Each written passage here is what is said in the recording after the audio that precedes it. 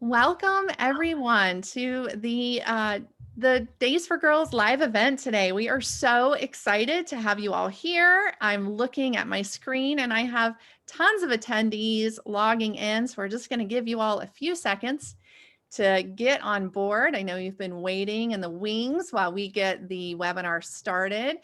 I am thrilled to have you here today, and I can't wait to show you what we have planned. It's going to be so fun. And you don't even know who I am yet, most of you. So I look forward to introducing myself. Again, just letting you all get in the room and come on board. So I'm going to be your host for today. And if you have any questions, if you have anything you want to chat at us, go ahead and send us a chat. You also have the Q&A section. If you want to send us a question, feel free to do that as well, or put it in the chat. We have a question and answer portion at the end of the program, so we'll definitely save some time for that. I am going to launch a poll right now, so I want to know who's here today with us. So if you'll take that poll, that would be amazing. And let's get started. So first off, I need to introduce myself and welcome you all. Today, we're talking about the stories behind the incredible year we had last year. And I am going to be your host. I am Jessica Williams, and I'm the Chief Communications Officer at Days for Girls. And we are also excited you're here. You can see that I've got some of my Days for Girls colleagues on the line, and I couldn't be more thrilled for what we have in store for you. First off, I want to personally thank you for being here today and for your support. I couldn't do this work. Celeste couldn't do this work, and the amazing Days for Girls Global family could not do this work without the support of our community.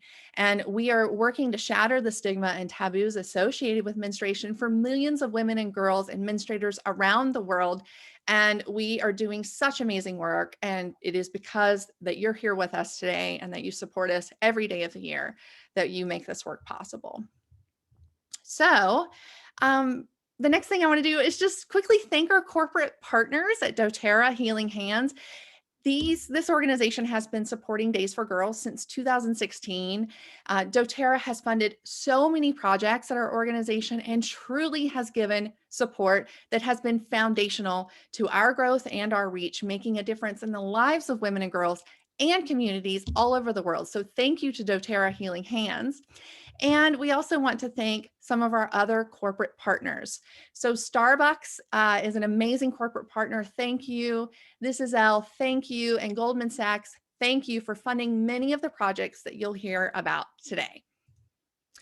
So today's event will last about an hour, and I really hope you'll stay to the end because we have something fun planned.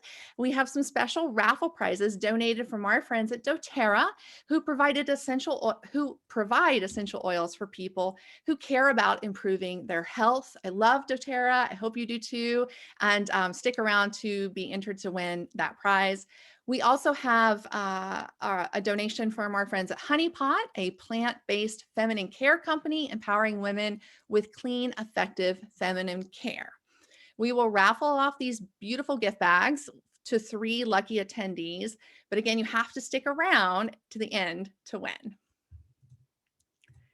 So let me tell you about what we have planned today. In a minute, I'm going to introduce our amazing CEO and founder, Celeste Mergens, and she's going to share more about the incredible milestones we've achieved last year and tell you about some of the special people who work hard behind the scenes to help make this happen. Then we'll watch a quick 12-minute video we've prepared for you with stories from our leaders around the world who couldn't be here today. And you'll hear from Bridget Kurgat, Omar Kobox Flores, Diana Nelson, and Eunice Bonda, who have sent stories in from their phones and their homes around the world. And so we're really excited to show you that.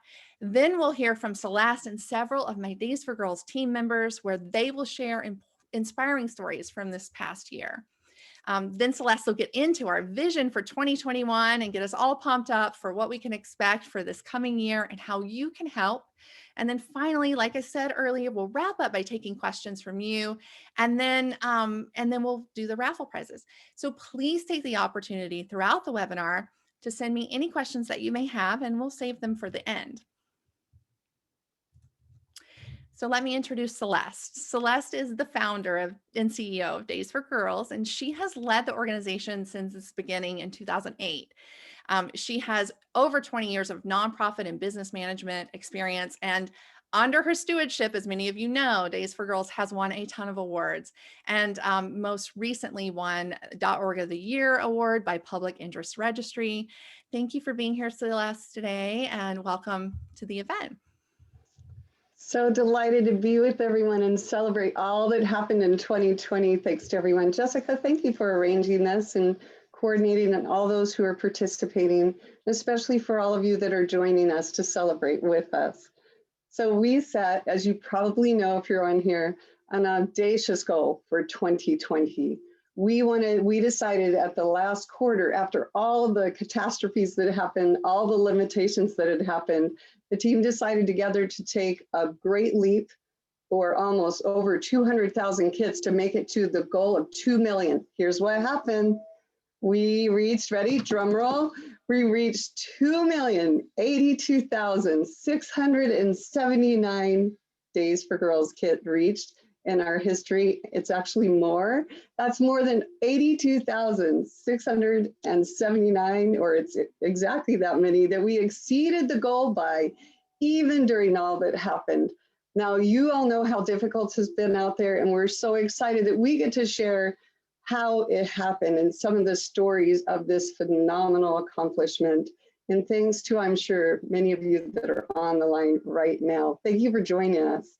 We get to, with Days for Girls, our ethos is very much about a lot of things, and one of them is gratitude. So special thanks to Days for Girls supporters, to Days for Girls global teams, to Days for Girls volunteers all over the world, to amazing Days for Girls social entrepreneurs, and to Days for Girls staff around the globe. And if I could do a tiny aside, a special shout out to Heather Maxwell, Melanie Wilson, and it could not have been done without Gina Nash. These women worked night and day, pushed really hard to pull in numbers, communicate, find out where people could still move. And if it weren't for them as well, this wouldn't have happened. Some of our foundational ethos are the following. At Days for Girls, we listen to the wisdom and honor the wisdom of those we serve and those we serve with. We work with gratitude, noting those that have made it possible, and grateful for the journey that something so simple makes such a profound difference. We also work with attention to detail that includes collaboration, recognizing that every girl everywhere period is a really big goal, but it can't happen unless we're all together in this. And we believe that it can happen, but only if we seek to learn. At Days for Girls, as you probably know, we have over 30 iterations of our products, and that's because we listen and learn forward.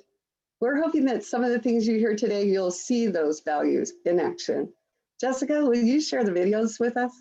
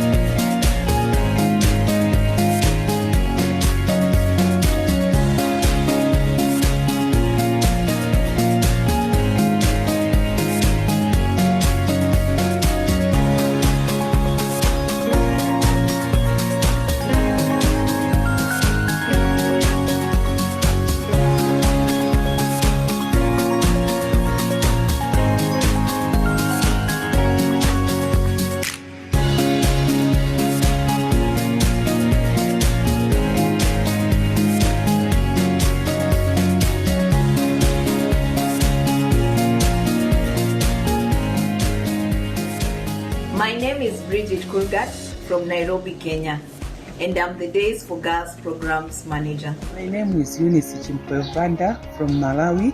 I'm based in Lilongwe, the capital city of Malawi. I am the DFG country representative for Malawi, as well as an enterprise leader. I run my own enterprise called Zion Creations, which supports and provides opportunities to women who are facing gender-based violence, poverty, and health and economic challenges, as well as giving them menstrual health solutions. Hello everyone, my name is Omar Covox Flores.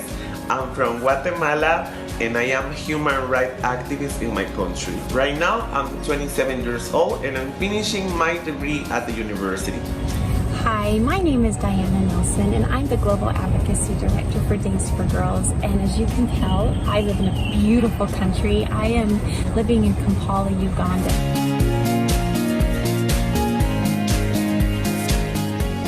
I learned about Days for Girls from a friend and decided to check Days for Girls website to learn more about their activities.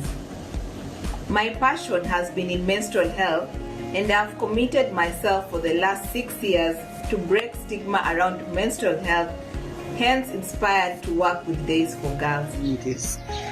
Having learned about Days for Girls and what it stands for, the advocacy, the making of kits and making them available to women, the menstrual health education, as well as the giving opportunities of employment to different women through the making and selling of kits. That just resonated with my passion, because I'm very passionate about women, empowering them and also giving them the opportunity to have access to their basic rights. And I believe that menstrual health is a basic right for every woman, both in accessing the menstrual kits as well as having the correct information about menstrual health. I believe that that's a right that every woman in this world must have. So even the motto for Days for Girls, every girl, everywhere, period, it just hit me at the core. I just loved that. So I was very excited from the beginning. I found out about Days for Girls when I lived in Bangkok, Thailand. I went to present a paper at a conference in Hong Kong where Celeste was the keynote speaker. And when I heard her give her keynote message about how many women and girls across the world have no access to menstrual hygiene products and education, I have to admit, it was an epiphany. I had traveled and lived overseas and I had never once thought about what women and girls were doing. And honestly, I was very embarrassed. And also, I just knew I had to get involved because I have 3 daughters, and I just kept thinking, what if they didn't have access to things? Would there be someone out there to advocate for them so that they wouldn't have barriers in front of them to stop their progression? So I was so excited when Celeste had an opportunity that I could jump in and help that, and I loved every second doing this work.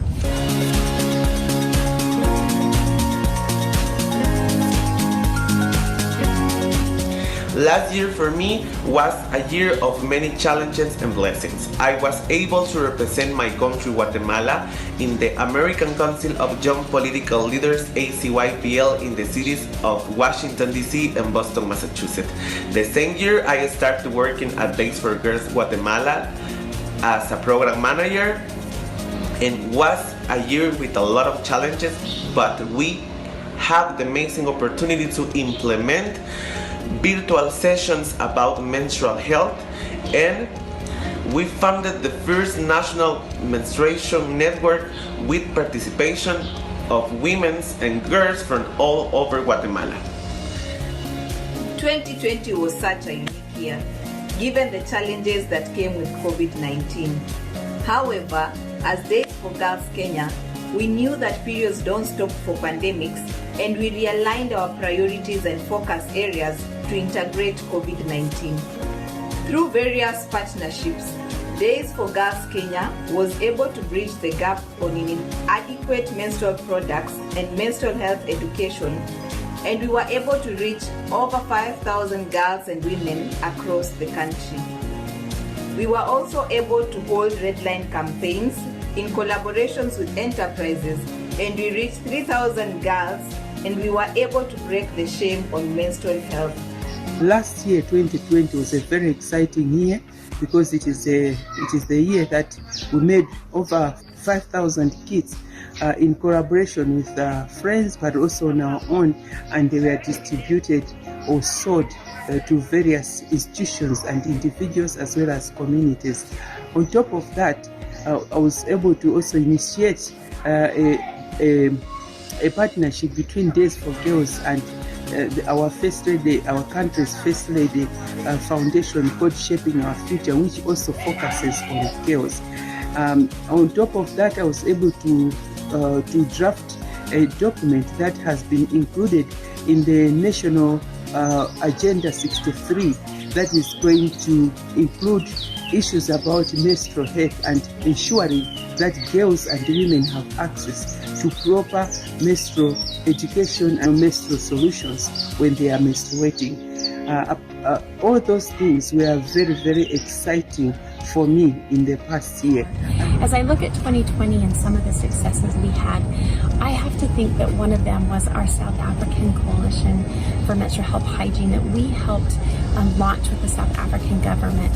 We had the opportunity to work with the South African government, with WaterAid, to form this coalition that would then help bring all the players in South Africa who are working in WASH and menstrual health together so that we could help support the South African government and the other branches of government to do the menstrual health work that they had and were hoping to accomplish. We also then were able, when COVID hit, in sub-Saharan Africa, all the doors were locked, schools were shut, lockdown happened, and so many of the women and girls who had access to products and to education were getting it in schools or community centers. Now that was no more. So we were able to pivot and really put out resources for them. We put out public service announcements, infographics, focused on how could they help manage their menstruation when they're not allowed out of their houses. So we're really proud of the work that we did to help them. And then finally, I would say another great win for 2020 was when we were able to link arms with the African Coalition for Menstrual Hygiene Management and UNFPA. We were able to put on International Day, May 28th, of Hygiene Day. We were able to link arms with them to talk about what is happening in the African continent in regards to menstrual health since COVID-19 has happened. And we had amazing speakers who brought their rich research and experience to help us all learn how could we better meet these needs and what's happening. So those are some things that we're really proud of. And now as we look to 2020,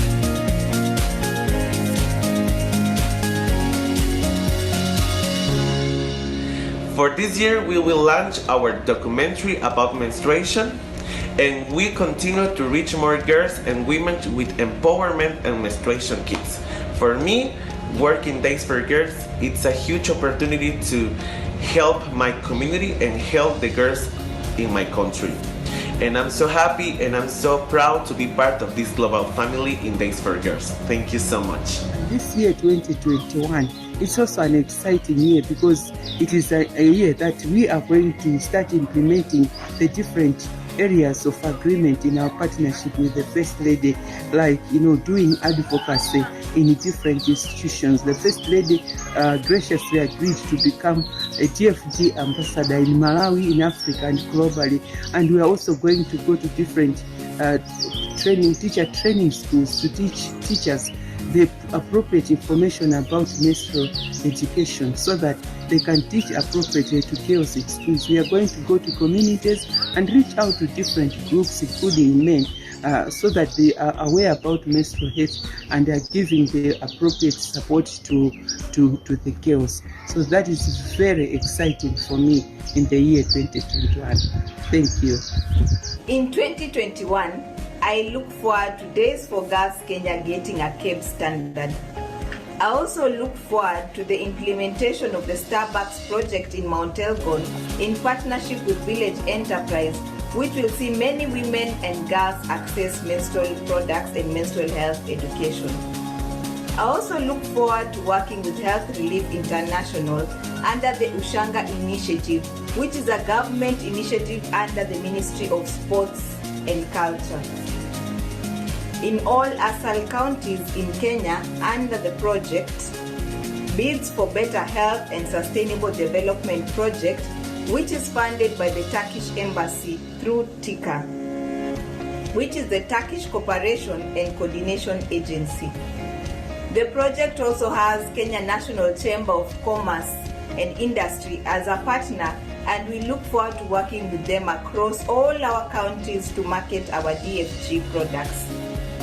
I look forward to so many more wonderful projects to come in Kenya that will ensure that we reach every girl, everywhere, period. Thank you.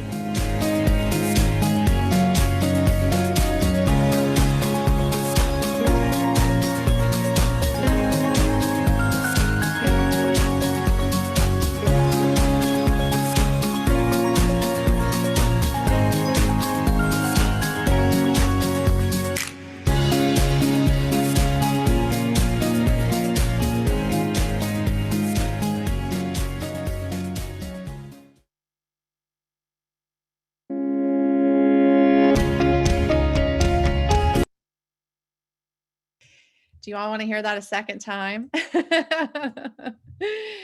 All right, so let me bring you back. Welcome. Don't want to do it a second time. Hang on there. All right, there we go.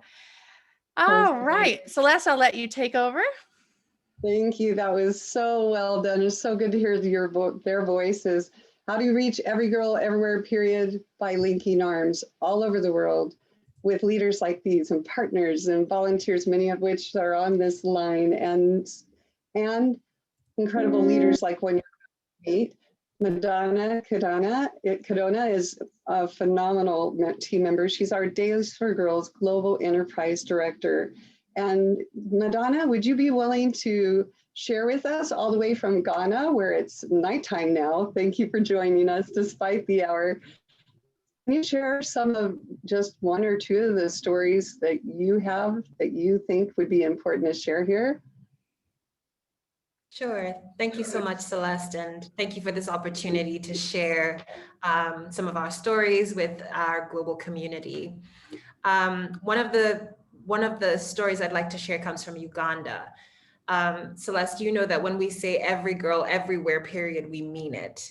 Last year, our team in Uganda, led by our country director, Diana Nampira, achieved great things in the face of COVID-19. They reached women, girls, and communities all over the country. The team's advocacy and outreach efforts led them to distribute 2,200 Days for Girls kits and 2,200 masks to incarcerated women in the Buntuntumula and Kingo prisons in Uganda. And you know, this is just the beginning. Mm-hmm. And that's in addition to all the other kits that they did. This is specifically with those prisons. It's a lot of women in prison that have better days because of that effort. Love that. So I know that we have another video by our Global Enterprise Director or Global Programs Director, and her name is Layla. She's sending a video because she's all the way in Australia and not able to be up at 1 or 2 or 3 in the morning. Thank you. Special shout out to her for doing this video for us, explaining more about what volunteers did and what has been possible because of it. Hi everyone, my name's Layla Eisen-Song and I'm Days for Girls Global Programs Director.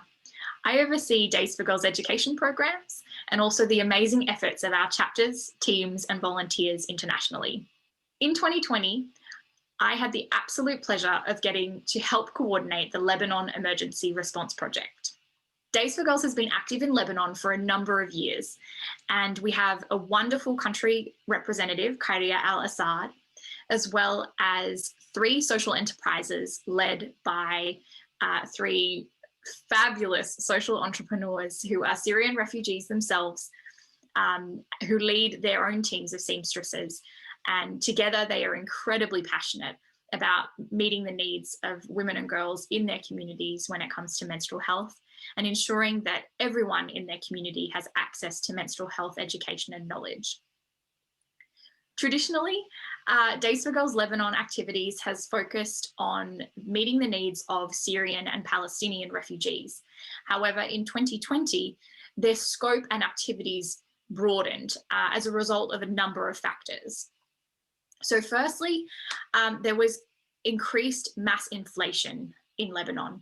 So a number of basic needs and products, the prices started to become much more expensive, and menstrual products were one of these products. So Global Citizen reported that menstrual products in Lebanon had increased in price by 500%. So Days for Girls Lebanon reported that they were seeing a very large increase in the number of calls, emails, Facebook messages, and inquiries from a much more diverse range of the population seeking alternatives and solutions to managing their menstruation with health and dignity. In addition to this inflation, COVID-19, as it did all over the world, very much impacted Lebanon and exacerbated a number of various challenges that they were already facing. And then on August 4th, two massive explosions happened at the port of Beirut, causing devastation throughout the entire city of Beirut, displacing over 300,000 people. Over 150 people lost their lives. And it was a very, very serious emergency. So once we were able to ascertain that Khairia and the Days for Girls social entrepreneurs were all safe and well, and their families were, the message that we received from them was, we are ready. We are ready to respond. Will you join hands with us?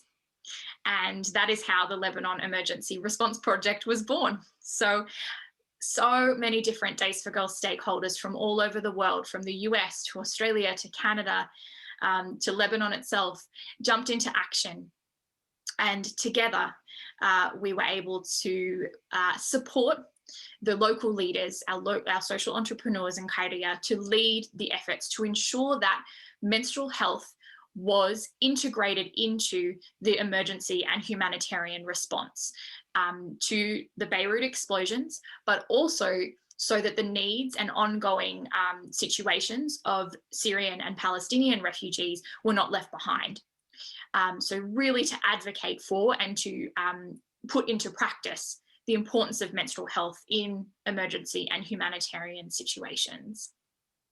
So I'm really pleased to share that altogether, chapters and teams in Australia, Canada, and the US, as well as Days for Girls social enterprises in Lebanon, we were able to reach 23,115 menstruators in Lebanon in the community with Days for Girls menstrual health kits, and at the same time also partner with a number of local and international organizations to incorporate the distribution of menstrual products with other basic needs and hygiene needs as well, such as soap, toothpaste, shampoo, conditioner, clean water, a number of those types of items with local organizations that already had them, helping them and us together to integrate menstrual health as a basic need as part of these humanitarian and emergency responses.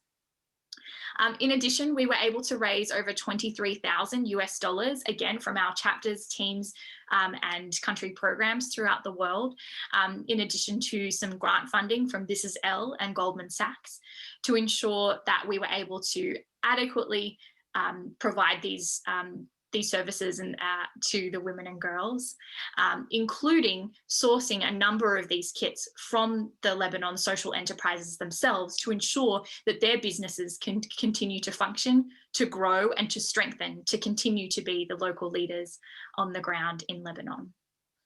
So a big thank you to everybody who was involved all over the world to join hands, to link arms, and to work together to respond to the emergency in Lebanon. Thank you very much. Isn't she fabulous? Thank you, Layla. You'll hear this Hi, later, everyone. but we owe My you a name's lot Layla of thanks. Eisensom. We have Hi, seen these everyone. kind of responses. In addition to refugees being reached at a tremendous rate, thanks to volunteers coordinating with all over the world. And we'll hear more about that from a phenomenal woman we'll hear from next. One of the things that stood out to me was everybody rallied in recognition that periods don't pause for pandemics. Local ambassadors of health were out giving alternatives for how to manage it, letting people know that there are many options and reminding them that they can stay safe. As you just heard, in Lebanon, all over the world, Days for Girls leaders became frontline responders. It's been phenomenal to observe. In addition, we had resiliency funding available thanks to doTERRA Healing Hands and others who matched that funding, rallying to make sure that we had what we could share with enterprises who are now struggling, some of them shut down without being able to get out at all, needing basic human resources like food and resources so they could keep going as enterprise leaders and community members. Others, because of resources that were sent, were able to teach how to wash hands, remind people about why mask wearing was important before anyone else was talking about it, going into communities that were hearing it for the first time. In addition to that, we got to see them thrive. Eunice, whom you met earlier, is a great example of this. Our team worked really hard to know where they could keep moving. Eunice said the border was closing soon, but that if she had the resources, she could go get the materials to keep more than 100 enterprise leaders in 7 different enterprises going to meet the need. She got in a truck, took those resources, purchased fabric, and sure enough, 3 cars before she got to the border closed. And she was on the wrong side. She was still in Zambia and needed to get home to Malawi. That phenomenal woman talked her way over the border so that she was able to get back. And they ended up making thousands of Days for Girls kits, earning new respect for their quality of masks that brought more orders of Days for Girls kits. And all the while, she was making greater connections with local leaders like the First Lady of Malawi. That kind of resilience happened all over the world thanks to Days for Girls leaders and supporters. And with that, I want you to meet another of the phenomenal leaders of Days for Girls, Katie Jones, who is our U.S. country coordinator and resource manager, while also being a well sought after nurse, who's a first responder herself, and a mom. Somehow she manages all of that, and she's going to share with you some of the results of what she focused on. Katie, so glad you're here. Oh, thanks so much, Celeste. I'm glad I get to have a few minutes just to talk to you about our Mask for Millions campaign. I think we always all remember those first days of COVID when almost instantly the things that were regular and normal to us became dangerous and unsafe. And just common everyday items that we were used to having were now really hard to come by. And as a nurse, with the mask shortage and personal protective shortage, it was really close to home, because how could I take care of my patients when PPE was hardly available and it was being rationed and reused? Well, within the first weeks of COVID-19, the Days for Girls SOAS around the world stepped up and Mask for Millions was launched. Our SOAS already had the skills and the fabric, and they answered the call to make fabric masks for medical personnel, patients, and people around the world. When the Days for Girls SOAS ran out of elastic, they used spandex. When they ran out of pipe cleaners and wire for the nose part of the masks, they raided the office supply store, and among the binder clips and the fasteners, they found the perfect solution so they could make more masks. Wendy Wetzel, our USA Southwest Regional Representative, said the Mask for Millions was a great opportunity for community involvement. The sense of isolation was reduced by texts, emails, and phone calls as our team revved up and completed over 16,000 masks. My front porch became a hub of activity as ladies would pick up materials or drop off bags of masks, ring the bell, back up, and we could chat from 10 feet apart and outside. And of course, we wore masks. As requests came in, they were immediately met with masks ready to distribute. And we had chapters and teams mailing masks, dropping masks off on doorsteps and distributing them from 6 feet apart. And with each mask, more safety, more love, and more connection was delivered. Our battalion of SOAS reached the Navajo Nation, United Farm Workers, multiple homeless shelters, and the Ronald McDonald House. And even beyond that,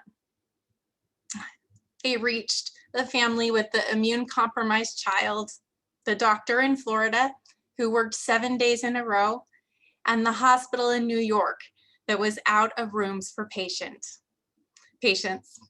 From our SOAS talent, ingenuity, industry, and diligence, to date, more than 1 million masks have been made and distributed, and our SOAS are still going.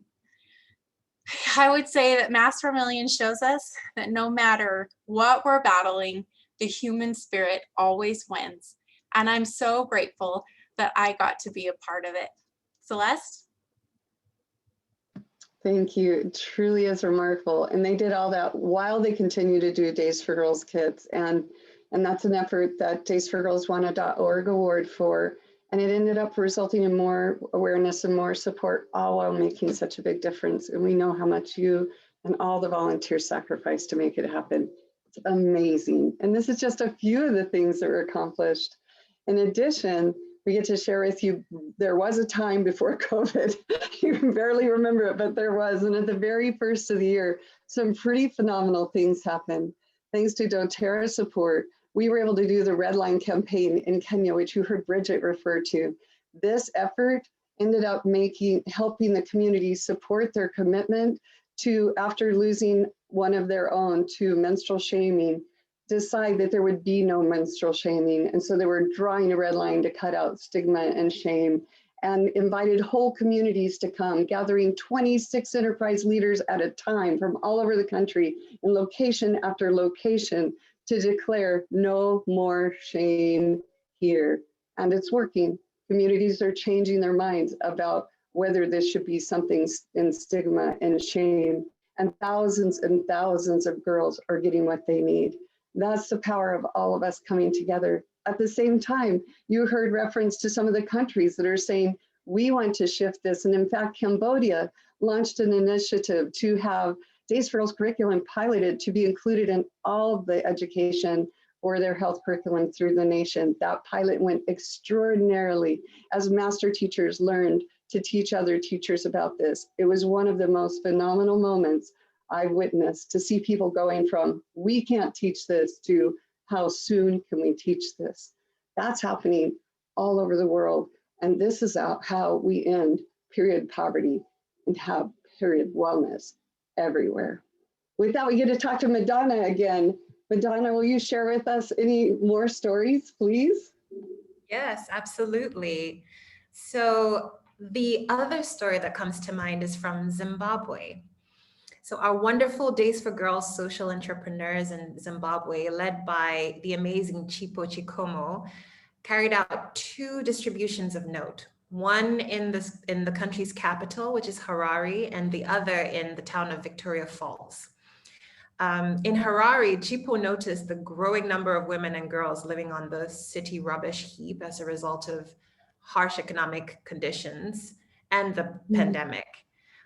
She also recognized the need in Victoria Falls, as it's a tourist destination and it was very hard hit by the country's lockdown. What she did was she rallied the community and even went as far as to ask for scraps of fabric on social media, which were then laundered and sewn into kits and masks. She then pulled together the rest of the social entrepreneurs and distributed masks and Days for Girls kits in both locations. The need is great, Celeste, as you know, and with the phenomenal people in our family, in our global family, we're definitely up to the task. You sure are. What an amazing global family we have. Thank you for sharing that. So moving. We, as we have together been talking about so much, we just crossed 2 million women and girls reached. So what our next goal is. It's not 2.1. It's not 2.5. It's 3 million. And as we head to that number, which day will come, I am so grateful that all of us are taking a moment to declare that it's thanks to all of us, that it can't happen without people joining together. Every Girl Everywhere isn't possible without the power of people joining together and being committed. I feel every day when I wake up so grateful that there really are a lot of things to change in this world that are very difficult to change. This isn't one of them. This is something we can change together in our lifetime. And today, in this time we've shared together, you've just seen proof. So glad that we're all together. Jessica, do you have something to say about any drawings we should know about? Thanks for Celeste, and thank you, Madonna and Katie and Layla and everyone who contributed to this incredible event and opportunity to come together. So at this time, I'd like to announce the raffle prize winner. And if you hear your name called, please keep your eye out for an email from us. And that email is going to be our way of getting your mailing address so that we can send you a gift. First off, I'm going to raffle off doTERRA essential oils to one lucky winner. Let me spin the wheel. I have a special thing over here to randomize you all. And I've got Janie Thacker, I think is how I say her name. And she is the winner of the doTERRA essential oils raffle prize. And then our second winner is Susan Reese. You win one of the Honey Pot gift bags of all kinds of personal care items. And then finally, our third winner is Janet Minnick. I think, am I pronouncing that right? And keep your eye out. I have your emails from your Eventbrite registration, and I will email you personally to get your address. All right, so we've got a few more things just to wrap up before we leave, and one of those is questions. I've been monitoring the Q&A that's been coming in, and I've got some questions for our panelists today.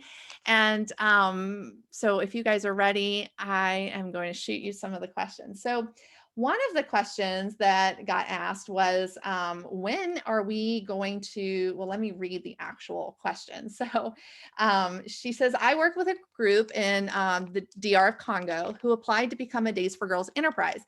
And I'm wondering when we will learn about the new groups to be accepted. Thank you for all that you do. Madonna, do you want to take that, or Celeste? That's a Madonna question. Yes. Thank you so much for asking. And yes, we just finalized the process. And so we'll be reaching out to successful candidates for the 2021 social enterprise cohort in the next couple of weeks. So keep an eye out on your email. We will, you should receive it by the end of this month. Thank you, Madonna. And our next question is an interesting one that we get asked quite a lot. So I feel like we could all chime in here. And the question is, it wasn't really much of a question, but it was a comment, and I think we ought to address it. She said, I was not aware that the kits were sold. I thought they were given free to assure access. So do one of you want to take why in some cases we sell kits and in some cases we give kits away? Looks like Katie unmuted herself. She's ready to go. Okay, Katie. This is actually one of my favorite things about Days for Girls is that we have we're meeting menstrual needs in so many different ways, and we're able to do it to tailor it to women's needs. So we have one arm that's a volunteer arm, our chapters and teams, and we have a zone system as well. So places where there's no like social Days for Girls social enterprise activities, we're able to donate these kits and bring them in. And Celeste and Madonna chime in here, but we also have our enterprise arm, and the enterprise arm is where we are helping and supporting locally led leadership meet menstrual needs through advocacy work, and also by making and selling Days for Girls kits. And so the two arms do different things, but they both help give girls access to menstrual care, and they work together, and they work very differently. Beautifully said. And I would add to that that this is important because these women and men who support Days for Girls would do it for free if they could, because they're all that passionate. You should hear all their stories and what brought them to us. And it's really heartbreaking when you hear that someone skipped meals so they could have a bus passage so they could go teach health to a community or a school, and that they did that. And it's so rewarding to know that because there's an enterprise process in place, that they can create jobs for people, have income to do what they would do for free, and keep doing it. That nonprofits in that area can buy them from them. They're the leaders who reach the community. When Anita got the news of the loss of a community member, we couldn't go to be with them, but she could because she lives in Bomay. Our enterprise program makes sure that the leaders are there to respond locally and helps them people have access to resources. When we couldn't bring them in, they can. And these two things working together, one seeding the market and one fulfilling the need locally, either through direct purchase or through nonprofits funding it, is a really important model that supports continuity and really sustainability where they are, and make sure it's a locally led initiative that will live far beyond any of our day-to-day efforts. Thank you both for chiming in. Great answers. So another question comes in, and I think this is a good one to take because I think we get asked this a lot. Is Days for Girls planning on incorporating menstrual cups? And I can tell you that we already do that, but I'll let Celeste or Katie and Madonna answer that more in depth.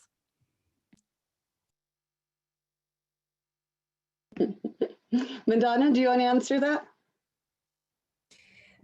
I think you have better context, Celeste. Okay.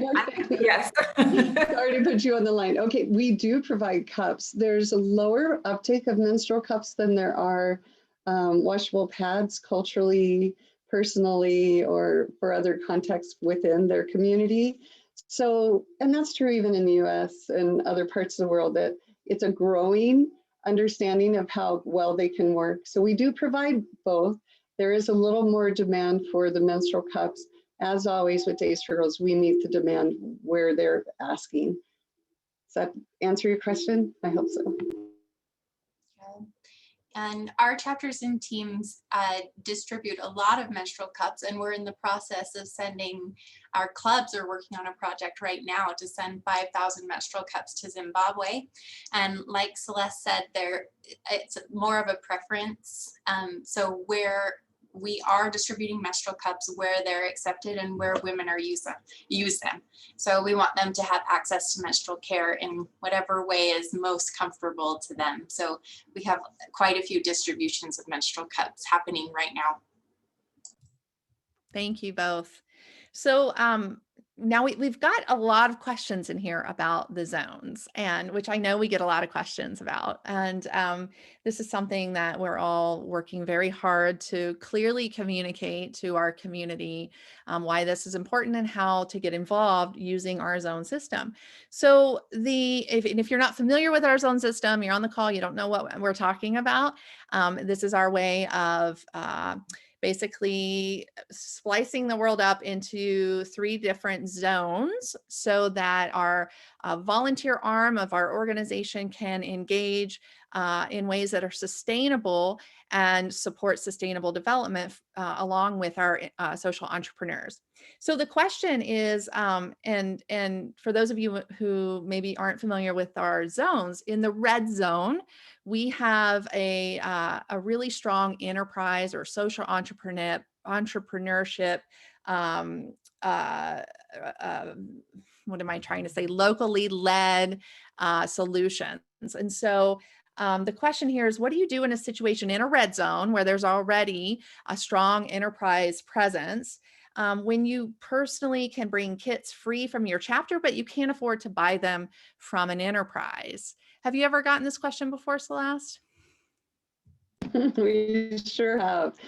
And it's really rough because I've developed these relationships, and here's what I just have to say. The blue zone, which is an area where there are no enterprises yet, is a big part of our world. And there are people there that we really need to meet too, and people there that you'll love just as much. And if you met the enterprise leaders, you saw Bridget in this video, they are so able and so passionate. And I promise you, they got this. So while it's like, what am I going to do? I don't have the resources. We're finding, and you can lean into our chapters team to say, so what do I do? What kind of fundraising could I do? What kind of way can I meet this need still? There are different kinds of kits that you can purchase that make them not just Supreme kits. They'll make it more doable and achievable and we're happy to help you with any fundraising ideas so that you can accomplish what you've always loved to do and make sure that those kits that you're making get sent to places in the world where they don't even know there are washable options that are this good, perhaps, and you can be part of unlocking the educational opportunities, and perhaps someday that area will have strong enterprises because of the connections and resources you make possible. I promise you it's working, and also we acknowledge it isn't as easy as just this important network that you've made to take free kits to. But it's just our commitment to help those enterprises in areas where they're really strong. They have a strong supply chain. They're growing with great momentum, to not get in their way, but to support them in this. And it's working. Can I just also add that thank you for being aware of the impact zones and really wanting, your question just tells me that you're really wanting to help the enterprises in the best way. And we've had our traditional way of helping, and now we just need to brainstorm and kind of go around in a different way. And if you would like me to sit and brainstorm with your chapter, we can talk about your resources and how you can still help and how you fit in to help with these enterprises. You can email me at usa@daysforgirls.org. And I'd love to have a Zoom call with your chapter or team and we can brainstorm through this a little more.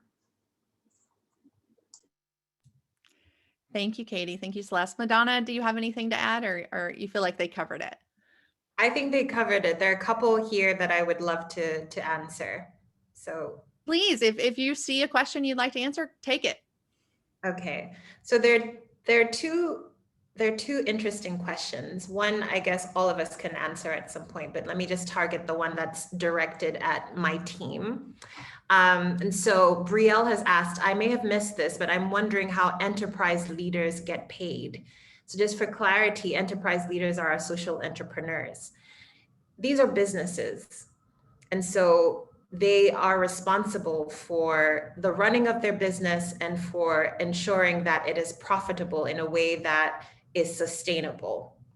And so what we do, our contribution to their success, as Celeste says, is to make sure that we don't create any kind of barriers. That's one.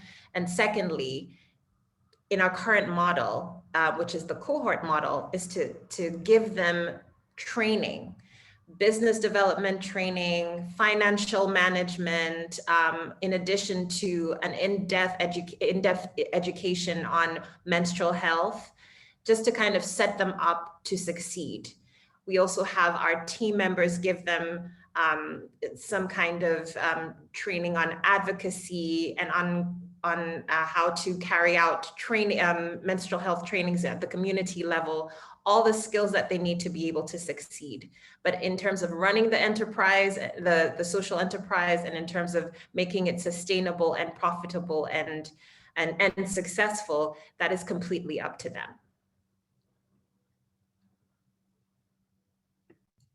Thank you, Madonna. I'm so glad you took that question because I saw it and that was literally the next one I was going for. So one of the questions I think is really fun is what practices have led to your enormous success this past year?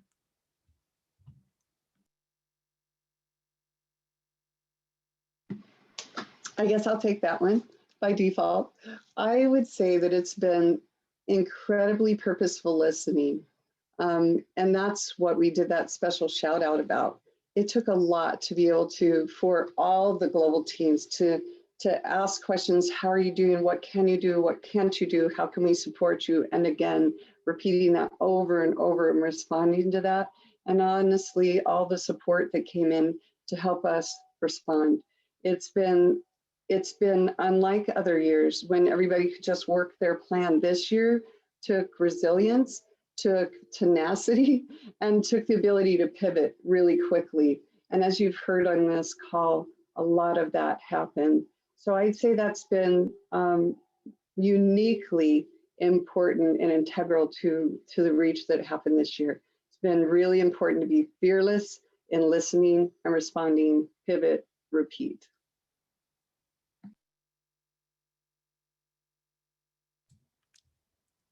I will piggyback on what Celeste said. I agree. I think one of the things that Days for Girls does really well is to be very agile and nimble and flexible and resourceful. And so when COVID hit, as an example, seeing that as an opportunity to serve and pivoting to making masks is a great example of one of the ways we were able to be successful this year. Madonna, Katie, do you have anything to add to that question? I think another thing is we're as a team, we're able to talk to each other. I think that also helps. Celeste talked about being able to pivot, but to be able to realize that you've gotten to the point where you have to pivot, you have to be able to speak up. And I think that's a strength within our team, the ability to actually sit down and have these hard discussions about where everything is going, how everyone is feeling. I think that's a huge strength and really helped us last year. Mm. And I would say I totally agree, Madonna, and also that we are global, that we have people literally everywhere in the world listening and sharing and giving their best thoughts. So all around the globe, people were able to do that. And that's unique about Days for Girls. We're really, really fortunate in that as well. Wonderful. Thank you. Well, one of the questions totally cues me up for the last bit. She says, I am a high school student. I assume she's a she. I shouldn't do that. This person says, I am a high school student, and I was wondering what are some ways that I can help? And I'm so glad you asked. So we are always recruiting volunteers, and you could join a local chapter or team. And if there's not one in your area, you could start one of your own. You're in high school, so our clubs are for students. So Katie, you want to take that? I would love to. So we're just starting, you heard me mention that our clubs were starting on a project for Zimbabwe. And so we find our clubs are amazing at advocacy work. So awareness and advocacy. And then occasionally we're actually just developing this in the USA. We have some clubs, projects that are specifically for clubs. And right now what we're doing is we are raising money for shipping to send menstrual cups to Zimbabwe. So again, I'm at USAT, and I would love if you would like to help. I saw that question as well. Please email me. But our club's advocacy, awareness, our club projects, there is a place for everyone at Days for Girls. If you want to help with menstrual health, you can. Amazing. Thank you. Much better said than I. So I want to wrap up because we have 1 minute left and I want to respect everyone's time. And I would like to say again, thank you on behalf of everybody at Days for Girls. None of this would be possible without your amazing support. And as in closing, I just want to say, here's to reaching every girl everywhere, period. With your help, I know and we know that we can do this. And thank you for joining us today for this webinar and bringing our global community together. Your questions were awesome. Your chats were amazing. I loved all the enthusiasm. Someone asked how many people are here. We had at one point, over 380 people here today. We had over 800 people register for today's event. So I suspect many more will watch the recording in their own personal time. So we really are grateful for your support and enthusiasm. Celeste, do you want to say anything else in closing? Well done, everyone. So glad you joined us today. This has been an utter delight. And I don't know about you, but I'm really excited to see what happens in 2021. It's going to be big. It is. It's going to be amazing. So thank you for being here, and take good care and have a good rest of your day. Bye-bye.